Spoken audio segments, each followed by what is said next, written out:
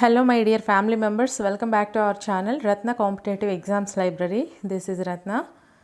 So ఈరోజు వీడియోలో మనము భారతీయ సామాజిక నిర్మితి సంబంధించి అయితే బిట్స్ చూసుకుందాము. ప్రాక్టీస్ బిట్స్ అండి, ఇవి మీకు చాలా యూస్ఫుల్గా ఉంటాయి ప్రతి ఎగ్జామ్కి సంబంధించి.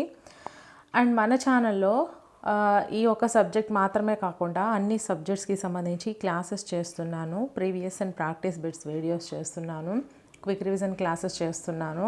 ఇలా ప్రతిదీ కూడా మీకు వీడియోస్ రూపంలో ఫ్రీగా, ఎటువంటి యాప్స్ లేకుండా ఫ్రీగా అందిస్తున్నాను. సో ఖచ్చితంగా మన ఛానల్కి మీ అందరి సపోర్ట్ ఇవ్వండి.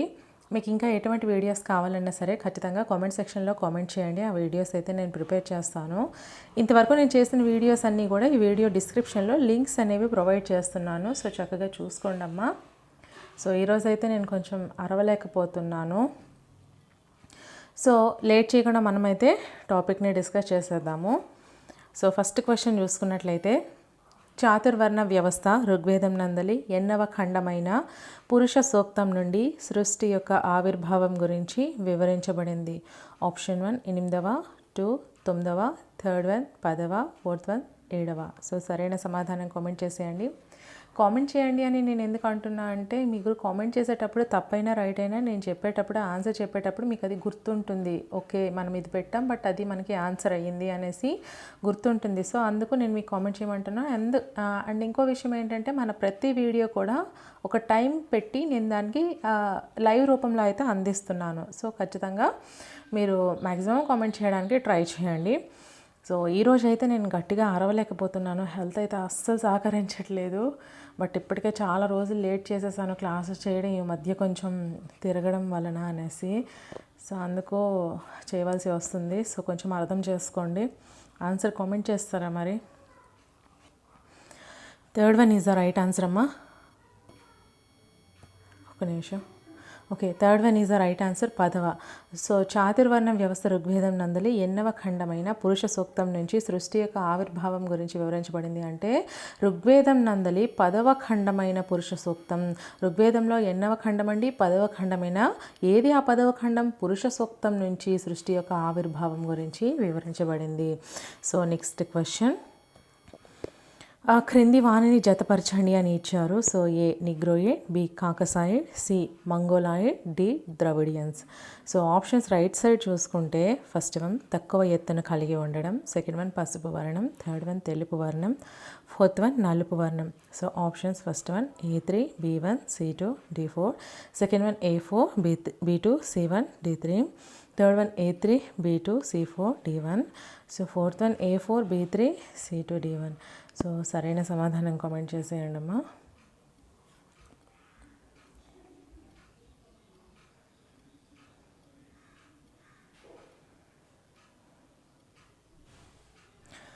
Fourth 1 is the right answer, A4, B3, C2, D1. నిగ్రోయిడ్ వచ్చేసరికి చూడండి అమ్మా, నలుపు వర్ణం. ఓకేనా? నిగ్రోయిడ్ ప్రజలు ఎలా ఉంటారు? నలుపు వర్ణం. అలాగే కాకసాయిడ్ ప్రజలు ఏ విధంగా ఉంటారు? తెలుపు వర్ణంలో ఉంటారు. కాకసాయిడ్ ప్రజలు తెలుపు వర్ణంలో ఉంటారు. మంగోలాయిడ్స్ వచ్చేసరికి మనకి పసుపు వర్ణంలో ఉంటారమ్మా. మంగోలాయిడ్స్ ప్రజలు ఏ విధంగా ఉంటారు? పసుపు వర్ణంలో. అలాగే ద్రవిడియన్స్ వచ్చేసరికి తక్కువ ఎత్తును కలిగి ఉండడం. ద్రవిడియన్స్ మనకి తక్కువ ఎత్తును కలిగి ఉండడం అయితే జరుగుతుంది. ఓకేనా? సో నెక్స్ట్ క్వశ్చన్, హిందూ సామాజిక నిర్మాణానికి కులం ఉక్కు కవచంలా పనిచేస్తుందని తెలిపింది ఎవరు? First 1 A.R. Desai, second 1 Iravati Karve, third 1 I.C. Desai, fourth 1 Kapadia. So సరైన సమాధానం కామెంట్ చేసేయండి.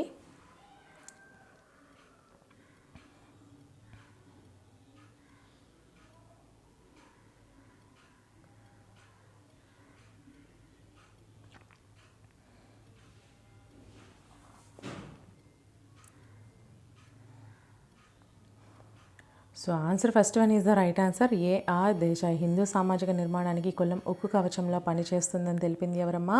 A.R. Desai. So next question, చాతుర్వర్ణ వ్యవస్థ గురించి తెలిపిన వేదం ఏంటి? ఫస్ట్ 1 సామవేదం, సెకండ్ 1 ఋగ్వేదం, థర్డ్ 1 అథర్వణ వేదం, ఫోర్త్ 1 యజుర్వేదం. సో సరైన సమాధానం కామెంట్ చేసేయండి. అండ్ మన ఛానల్ని ఇంకెవరైనా లైక్ చేయకపోతే, సబ్స్క్రైబ్ చేసుకోకపోతే సబ్స్క్రైబ్ చేసుకుని, వీడియో నచ్చినట్లయితే ఒక చిన్న లైక్ చేయండి అమ్మా. Second 1 is the right answer. చాతుర్వర్ణ వ్యవస్థ గురించి తెలిపిన వేదం ఏంటి? ఋగ్వేదం. మొదటి వేదం ఋగ్వేదం. ఈ ఋగ్వేదంలోనే చాతుర్వర్ణ వ్యవస్థ గురించి ఉంది. ఓకేనా. సో నెక్స్ట్ క్వశ్చన్, క్రింది వాటిలో పంచమహాయజ్ఞాలలో భాగం కానిది ఏది? ఫస్ట్ వన్ ప్రకృతి యజ్ఞం, సెకండ్ వన్ భూత యజ్ఞం, థర్డ్ వన్ పితృయజ్ఞం, ఫోర్త్ వన్ నరయజ్ఞం. సో సరైన సమాధానం కామెంట్ చేసేయండి.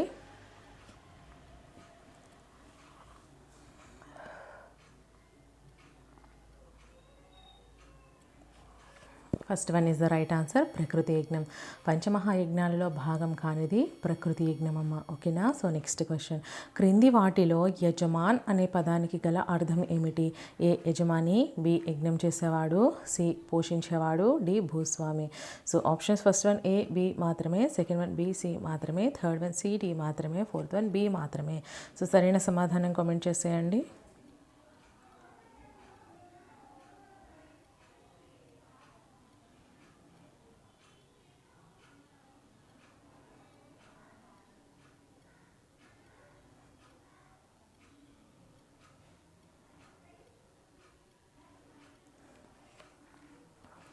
Fourth one is the right answer, B మాత్రమే, యజ్ఞం చేసేవాడు. క్రింది వాటిలో యజమాన్ అనే పదానికి గల అర్థం ఏమిటి అంటే యజ్ఞం చేసేవాడు అని అర్థము. ఓకేనా. సో నెక్స్ట్ క్వశ్చన్, భారతదేశంలో సామాజిక వ్యవస్థీకరణకు గల ప్రధాన రూపం ఏది?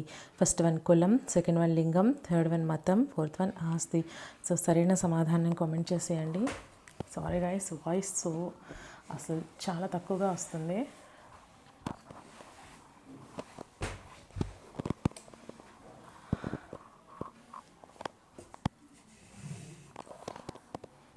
First one is the right answer, కులం. భారతదేశంలో సామాజిక వ్యవస్థీకరణకు గల ప్రధాన రూపం ఏది అంటే కులం అండి. ఈ కులం వలనే భారతదేశంలో సామాజిక వ్యవస్థీకరణ అనేది జరుగుతుంది. నెక్స్ట్ క్వశ్చన్, భారతదేశంలో అంతరించే దశగా వెళుతున్న మతాన్ని గుర్తించండి. First one Jainism, second one Buddhism, third one Zoroastrism, fourth one Shintoism. So సరైన సమాధానం కామెంట్ చేసేయండి.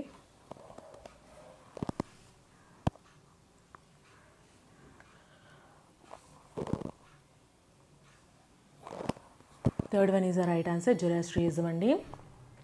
భారతదేశంలో అంతరించే దశగా వెళుతున్న మతాన్ని జొరాస్ట్రియిజం అనే మతం అంతరించిపోయే స్థితిలో అయితే ఉంది మన భారతదేశంలో. ఓకేనా. సో నెక్స్ట్ క్వశ్చన్, క్రింది వాటిని జతపరచండి. ఏ ఆర్యో ద్రవిడియన్లు, B Mangola ద్రవిడియన్లు, C నిగ్రిటోలు, D proto ఆస్ట్రలాయిడ్లు. So first one right side Andhra Pradesh Odisha, second one Assam Andhra Pradesh Tamil Nadu, third one Bengal Bihar, fourth one Uttar Pradesh Bihar Rajasthan. So సరైన సమాధానం కామెంట్ చేసేయండి. Options first one A4 B2 C3 D1, second one A3 B1 C2 D4, third one A2 B3 C1 D4, fourth one A3 B1 C4 D2. So సరైన సమాధానం comment చేసేయండి.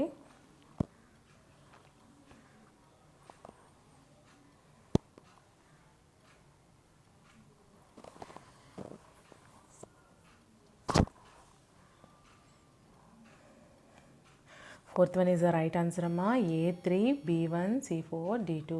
ఆర్యో ద్రవిడియన్లో వచ్చేసరికి ఎక్కడ ఉంటారు అంటే బెంగాల్ బీహార్. ఓకేనా. ఆర్యో ద్రవిడియన్లో బెంగాల్ బీహార్ ప్రదేశాల్లో ఉంటారు. అలాగే మంగోలా ద్రవిడియన్లో వచ్చేసరికి ఆంధ్రప్రదేశ్ ఒడిశాలో, మన ఆంధ్రప్రదేశ్ ఒడిశాలో ఉండే ద్రవిడియన్లు మంగోలా ద్రవిడియన్లు. ఓకేనా. తర్వాత నిగ్రిటోలో వచ్చేసరికి ఉత్తరప్రదేశ్ బీహార్ రాజస్థాన్లో ఉంటారమ్మా. నిగ్రిటోలు ఎక్కడ ఉంటారు? ఉత్తరప్రదేశ్ బీహార్ రాజస్థాన్లో. అలాగే ప్రోటో ఆస్ట్రలాయిడ్లో వచ్చేసరికి మనకి అస్సాం ఆంధ్రప్రదేశ్ తమిళనాడు ప్రాంతాల్లో ఉంటారు. ప్రోటో ఆస్ట్రలాయిడ్లు మనకి అస్సాం ఆంధ్రప్రదేశ్ తమిళనాడులో ఉండడం అయితే జరుగుతుంది. సో నెక్స్ట్ క్వశ్చన్, వెస్ట్రన్ బ్రాఖీసెఫాల్లో జాతిలోని ఉపతెగలు ఏవి? ఏ ఆల్ఫినాయిడ్లు, బి డైనారిక్లు, సి ఆర్మినాయిడ్లు. So options first one A B, second one B C, third one A C, fourth one A B C. So సరైన సమాధానం కామెంట్ చేసేయండి.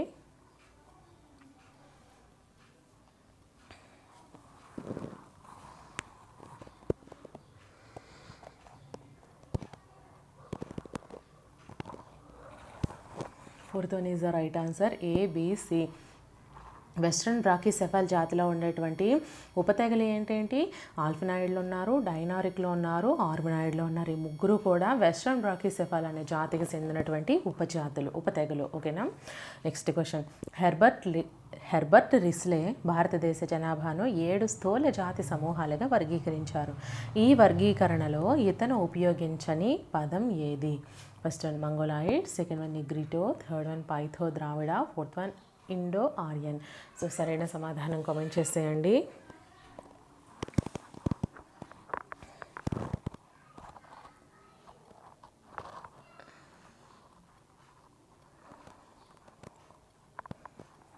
Second one is the right answer, నీగ్రిటో.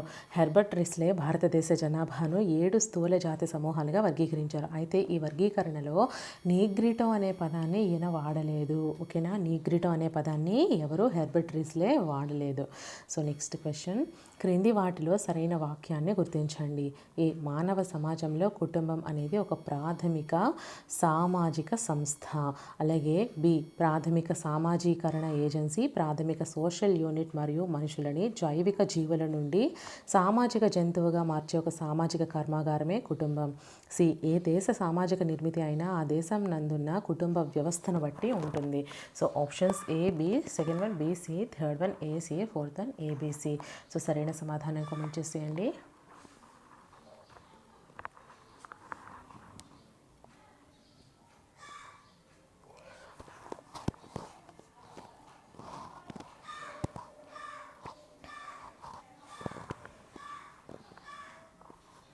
Fourth one is the right answer, A B C. మానవ సమాజంలో కుటుంబం అనేది ఒక ప్రాథమిక సామాజిక సంస్థ, ఇది మనకి సరైనది. అలాగే ప్రాథమిక సామాజీకరణ ఏజెన్సీ, ప్రాథమిక సోషల్ యూనిట్ మరియు మనుషులని జైవిక జీవుల నుండి సామాజిక జంతువులుగా మార్చే ఒక సామాజిక కర్మాగారమే కుటుంబం అవుతుంది. అలాగే ఏ దేశ సామాజిక నిర్మితి అయినా సరే ఆ దేశం నందు ఉండే కుటుంబ వ్యవస్థను బట్టి ఉంటుంది. ఈ మూడు కూడా మనకి సరైన సమాధానాలే.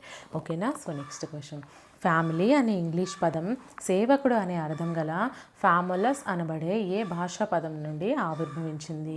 First one Latin, second one Urdu, third one Roman, fourth one Greek. So సరైన సమాధానం కామెంట్ చేసేయండి.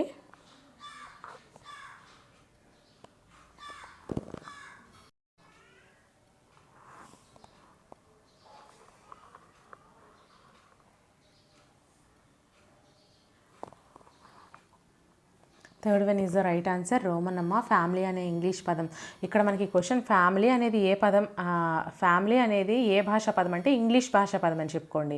అలాగే సేవకుడు అనే అర్థం ఇచ్చే ఫ్యాములస్ అనబడే భాషా పదం ఏ భాషా పదం నుండి అంటే రోమన్ భాషా పదం. ఈ ఫ్యాములస్ అనేది రోమన్ భాషా పదం, ఫ్యామిలీ అనేది మాత్రం ఇంగ్లీష్ భాషా పదం. ఈ రెండింటికి డిఫరెన్స్ గుర్తుంచుకోండి. ఫ్యామిలీ అనేది ఏ భాషా పదం అంటే ఇంగ్లీష్ భాషా పదం అని గుర్తించండి. అలాగే ఫ్యాములస్ అనేది ఏ భాషా పదం అంటే రోమన్. ఓకేనా. సో నెక్స్ట్ క్వశ్చన్, లైంగిక సంబంధాలతో కూడి చాలినంత వరకు సంతానాన్ని పొంది వారిని పెంచడం కోసం శాశ్వతంగా ఏర్పడిన సమూహమే కుటుంబం అన్న సామాజికవేత్త ఎవరు? First one Burgess and Locke, second one Robert Lowie, third one Raymond Firth, fourth one MacIver. So సరైన సమాధానం కామెంట్ చేసేయండి.